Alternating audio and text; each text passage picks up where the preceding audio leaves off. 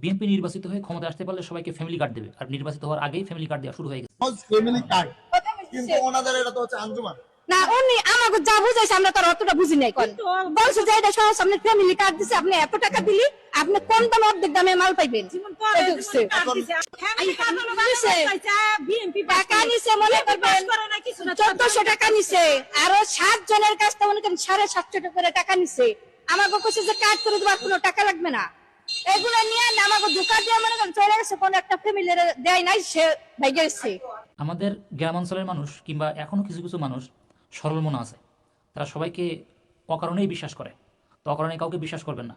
এই ফ্যামিলি কার্ডের নাম করে অনেক মানুষ প্রতারিত হচ্ছে।